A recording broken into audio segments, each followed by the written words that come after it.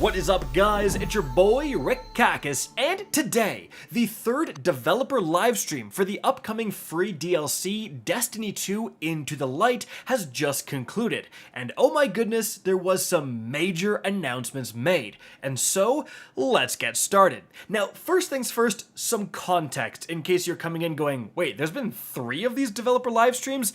Yes, the second one that happened last Tuesday was going over the Brave Arsenal, the loot you're actually going to be earning Into the Light. And if you want to see the recap of that live stream, my video is linked right up above. And then the week previous to that, the first developer live stream went over the new Onslaught Wave Survival game mode, where you're actually going to be playing for the most part Into the Light. And again, my recap video is linked right up above if you want to get all caught up to date. Now, in this third developer live stream, the main announcement was that not 1, but 2 exotic missions are returning with Into the Light. And there was a lot of speculation on which exotic missions it would be, and guys, it is literally the best case scenario. So, confirmed on stream today, we have, starting on April 9th, the Whisper exotic mission.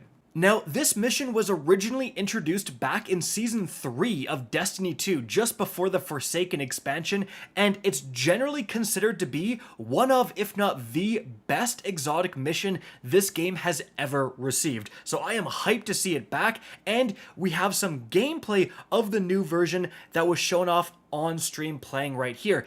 Interestingly, Bungie did say that there are going to be notable changes in this new version. They specifically said if you're someone who already did it, and if you're someone who already, made guides on how to do it, they even said that. And of course, your boy is one of those people that you are going to essentially have to make another guide. Like, this is going to be like a significantly different version, and if you just go in expecting exactly what was the case many years ago, you are potentially going to be lost or going the wrong way or having some much more difficult fights, etc. So definitely, guys, there is going to be a 2024 updated version of the Whisper mission coming out on this channel, so get ready for it.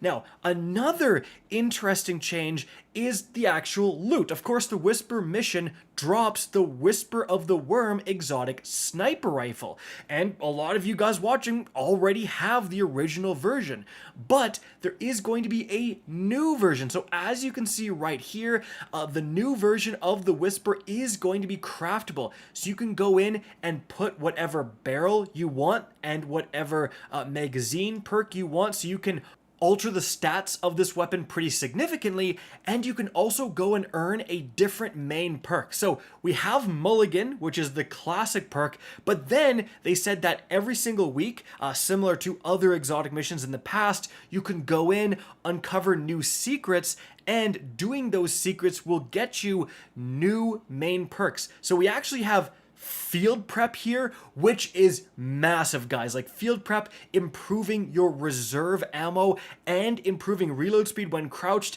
This could really increase your overall damage output with the Whisper, so that is pretty darn exciting. They also said that they're just updating the reserve ammo for the Whisper in general from 18 to like 23 rounds, so that's a big deal. And so that is definitely going to be something to chase, even if you're someone who already was there doing the original version and got the original exotic. Now, that is for the launch of Into the Light. At least the base version is. There's also going to be a legend difficulty version where you can get the catalyst, and again, we have several weeks of going back in and getting those additional perks unlocked. But later on, coming in May, according to Bungie, is another exotic mission, and it is 0 Hour. That's right, basically the other exotic mission that's in contention with the Whisper for the best exotic mission of all time. We're just getting both of them, the Whisper and 0 Hour. And again, this is the best case scenario. These are widely considered to be the 2 best exotic missions this game has ever received, and in my opinion, it's not even close. So the same deal applies. It is back, but it is reprised. There are going to be some significant changes. I mean, you can see right here in some of the 0-hour gameplay they showed off, we have Briggs present, and that wasn't even an enemy type back when 0-hour came out. So this is an example of how things are going to be changing. And the loot situation is also going to be identical to the Whisper of the Worm. So right here, we actually have the new craftable version, as you can see, of the Outbreak perfected. So you can go with the original role, but if you don't want Outlaw, you can instead go with Rapid Hit. What I'm really excited for, Rewind rounds. So if you're landing your hits, you're just going to massively increase your magazine size. You know, this weapon is one of the highest DPS primaries of all time. If you have 6 people with Outbreak Perfecteds, you can take down raid bosses. I literally have, right? So being able to massively increase the magazine and eliminate that need to reload with rewind rounds is actually going to significantly improve your DPS. Like, that is pretty exciting here. And again, same deal. Once it comes out, again, in May, according to Bungie, you're going to have like several weeks after where you're going back in, you're discovering new secrets, you're doing new things, and you are earning additional perks for this weapon. Now, one more thing about both of these exotic missions, when the developers were talking about them, they indicated that the boss fights have changed pretty significantly, so definitely get ready for that. And overall, guys, I mean, these are 2 of some of the best pieces of content this game has ever received, so it's awesome to see them return. But moving on from there, some other announcements that were made is, first of all, we got a look at the 3 new PvP maps that are arriving in May. So the first one that they showed off, as you can see right here, takes place on Europa, where Aramis's catch is refueling at this abandoned Braytech facility. So looks pretty cool, and of course we have like no PvP maps on Europa, so good to see these locations finally represented within PvP. But moving on from there, guys, the next map is going to take place in Neomuna, in one of like the malls in Neomuna, as you can see right here. And this is, you know, pretty cool. Again, another palette, another location that we really don't see represented in the Crucible, finally getting some love here. Definitely looks like a pretty tight map here. Could be some close range engagements, but the final map is going to take place on a pyramid ship that's been hit with the Traveler's Light, and we can see that represented on screen right now. And some overall things about these PvP maps, Bungie said that all 3 of them were designed with 3v3 in mind. So trials and all the 3v3 competitive game modes, that's where they were designed. Now, presumably, you may see these maps in rotation for 6v6 game modes. Maybe they won't play as well as the 3v3 modes, but maybe they'll play just fine. We really don't know. Another important thing is that Bungie said they actually brought in an outside team of, I think it was like fans or content creators, they said, to test these maps early in development, right? So it's actual PvP players, according to Bungie, that had hands-on with these maps early in development, and changes could be made based on their feedback, which I think is a pretty awesome thing. So hopefully, again, that's another feather in the cap of these maps should play well. I mean, we won't know until they actually arrive, but here's hoping. Another interesting piece of information is that they said when these maps arrive in April, there's actually going to be a dedicated playlist, like a competitive playlist, where you play 3v3 maps on exclusively these new maps. So you just want to try these new maps out. You don't have to wait for them to be in rotation. You can go into a playlist dedicated to these maps, and that's another great idea. Now, moving on from there, guys, we kind of got some last minute wild announcements.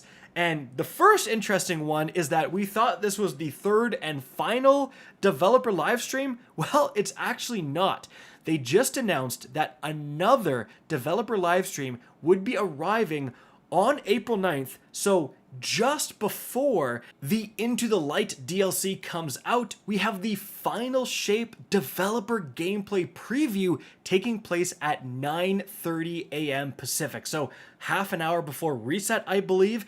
And yeah, we're gonna get to see some gameplay coming from the next major expansion, so it could be some massive stuff revealed there. And they said there's also gonna be Twitch drops where you can earn this very cool new emblem, guys.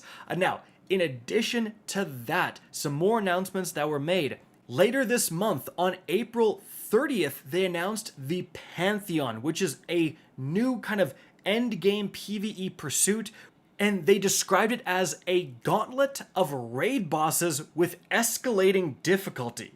That sounds wild. And they said the rewards would be a chance to go and earn any missing adept raid weapons, exotics, emblems, etc. So we really don't know too much about this. They said there's going to be more information coming out in future TWABs, but this could be pretty crazy if it's done well. Now, after that, guys, another announcement that was made is that if you have friends who are new players, you're trying to convince them to join Destiny 2, there's a new option where you skip the initial New Light quest and then you just go right into the front lines. You can see join the front lines, and then it kind of takes you to the tower. It lets you pick a subclass right away. They recommend Voidwalker here. I don't know if I'd pick that over Well of Radiance, but regardless, you pick whatever you want and you get some initial aspects and fragments, I believe, and then you are going to be able to kind of just hop into stuff with your friends a lot easier. Additionally, you're going to have the option of customizing your character face again and stuff like that if you want to go around without a helmet in the tower. And that is it. So tons of stuff we learned today. Really excited for the new exotic missions, but what do you guys think? Are these the exotic missions you wanted to see? Or is there someone out there that really wanted the Hawkmoon quest to return? Let me know in the comment section down below. Guys, that is going to be it for the video. Hope you enjoyed and found this informative. If you did, please remember to help me out by simply rating and especially sharing this video. If you guys want to see more Destiny 2 content similar to this, don't be afraid to slap that subscribe button. If you want to get in touch with me and keep up to date with the latest channel activity, the best way is to follow me on Twitter at RickCacus. That is linked in the description down below. Again, I hope you enjoyed the video, and as always, have a good day.